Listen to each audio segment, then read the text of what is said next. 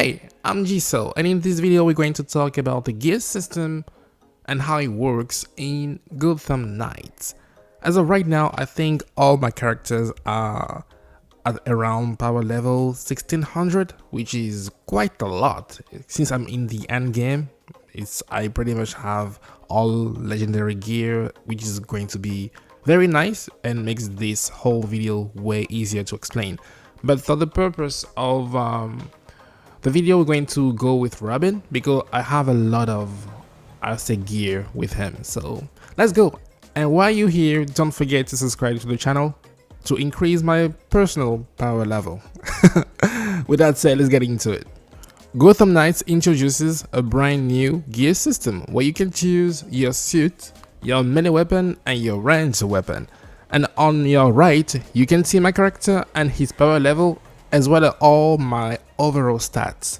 This is a way to keep up with everything I have. If you were to choose an outfit, you can see that I have multiple outfits with multiple attributes. Right now I'm using the legendary one because this is the one I unlocked last. Also here with my melee weapon, also have a lot of different elemental elements on each staff I have, and it's very important to sometimes you want to make some space, so you don't want to have, for example, 20 weapons you want to use, so just try to dismantle some of them to get some resources. With that said, let's actually get into the crafting. How do we actually craft our piece of gear? Completing missions or even defeating enemies will reward you with resources and also blueprints you use to create new pieces of gear, from your melee weapon to your ranged weapon. You can also see my resources on the bottom left required to craft said gear. Also, you have mods. You can actually add mods chips to your gear to increase the power level and also the damage and stats they have. And you can also choose, if you want to spice things up, you can choose different transmog styles. I sometimes come in here just to have some drip and some sauce. You can also customize the outfit you're wearing by changing the way it looks, like the cowl, the boots, your clothes. You have a lot of, I'll say, freedom when it comes to how you want your night to look. So you can definitely take advantage of that because you cannot go out looking like trash. So yeah, don't look like trash. At any given time, you can press triangle to get more details when it comes to the outfits you're wearing and how they affect your build. Here you can check my defense and how the base gear without any mods I'm using are affecting my attributes. I should also mention that it's a great way to check your passive attributes, because some pieces of gear, especially the legendary ones, they come with gear properties which are conditionals. It means that they can trigger in certain situations, and in order to keep up with all of them, you want to come here and just read about them in order to know when exactly they could trigger. That way you can benefit from them when using them in combat. Now that we are done with the presentation, it's time to actually talk about how to make a build and how to take advantage of your mods.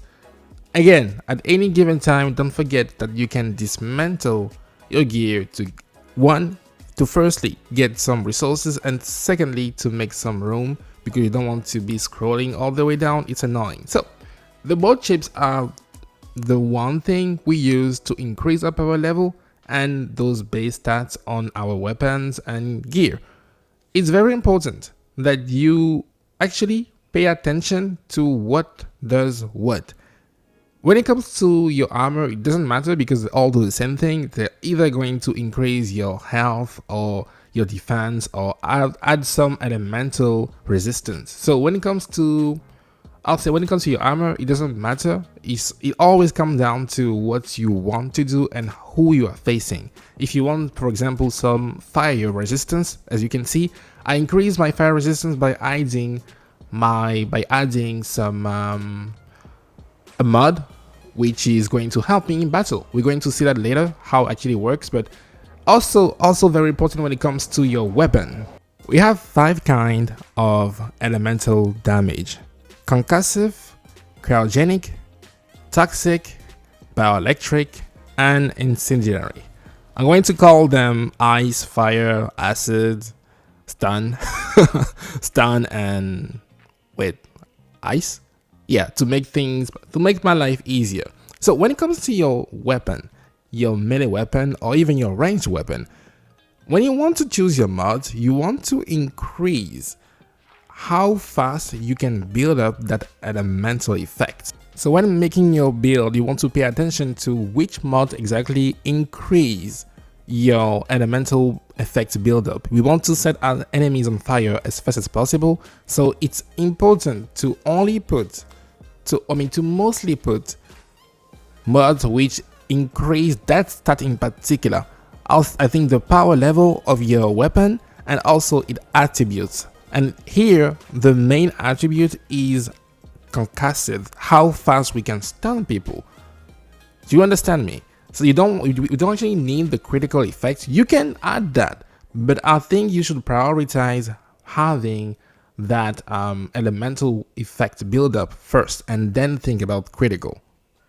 And the same thing applies to your ranged weapon. And I forgot to mention that when choosing your gear, you want to prioritize the ones with the more mod slots. Here the maximum is 3, so we can increase up to 1500 our power level. So you should always consider the one gear with more mod slots, even if you lose in damage. Again, the more mod slots, the better. Just keep it that way. Oh, and you don't need 2000 mod chips. You can tidy your mod menu up by making them fuse. If you press triangle, you'll be then given the option to fuse them, increasing their power level and also their rarity and also their stats. So you definitely want to do that. You are a vigilante and you should act like one by tidying up your inventory. Thank you.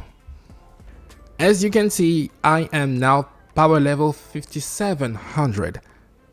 It's safe to say that I'm going to terrorize Gotham, and I'm going to do something else here because my melee weapon already has some elemental attributes. I'm going to make 2 different builds, one for that particular attribute and one with exclusively critical damage, because it's very important, because it just makes sense that you wouldn't put something with elemental buildup on a piece of gear which cannot generate, elemental effects, right? So on that second melee weapon, we're only going to go with critical because that's the only thing we can do.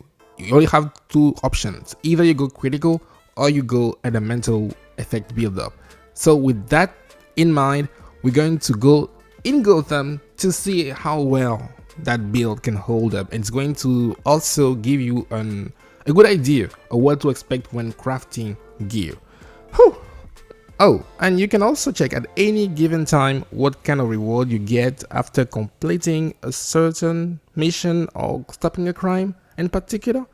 It's a great way to keep track of what you want. Basically, if you want a piece of armor, you will go for that one mission where there's a legendary armor available.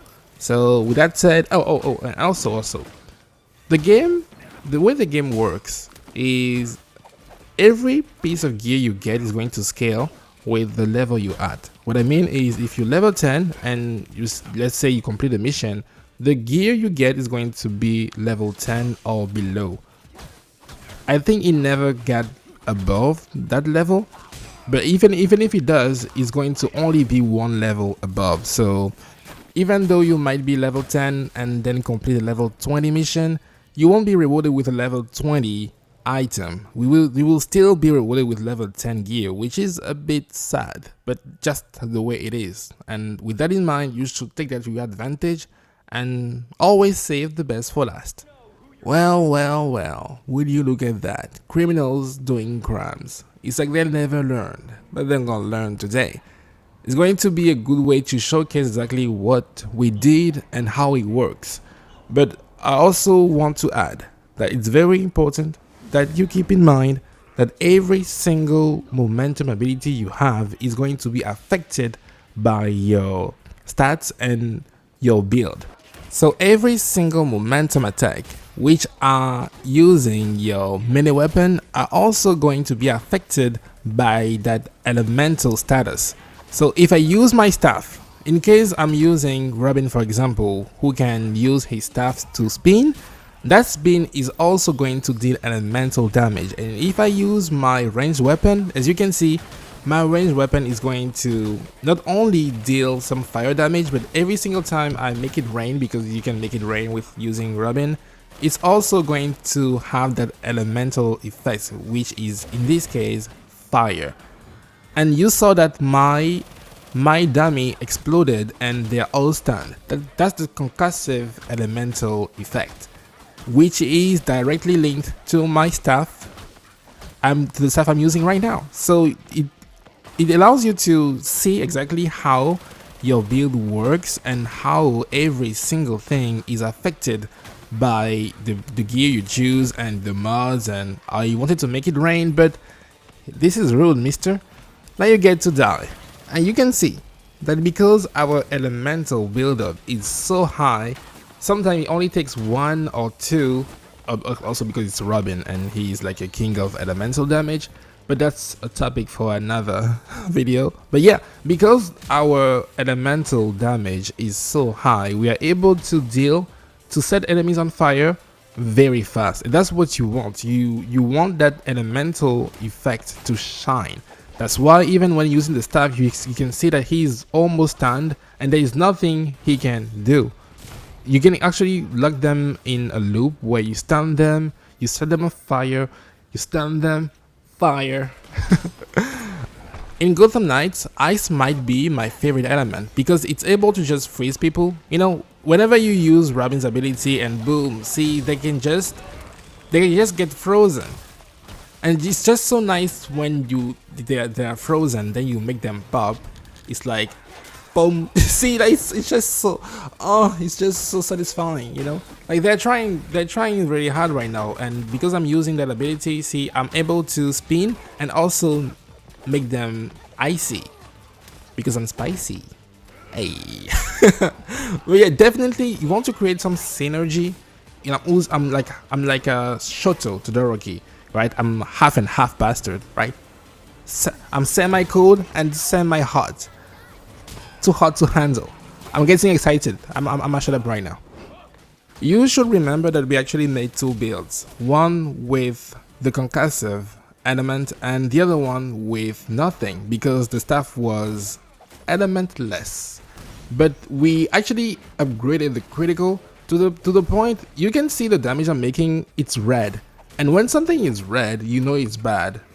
And even though I'm not able to deal any elemental damage whatsoever with my staff, that guy was having a really hard time because my staff, they deal so much damage, and with almost every single hit is going to be a critical. It's going to do even more damage. We're going to run it back here. We see a bunch of freaks. I don't know what's coming. We're going to beat them using the regular staff with no elements on it. We're going to see how it performs, and right off the bat you can see that health bar melting, and now it's yellow. Now the damage is yellow. It means that the red is coming, probably coming very soon. See, 3 hits and she's done. That lady thinks she's her, but we're going to show her that nah, it's not happening.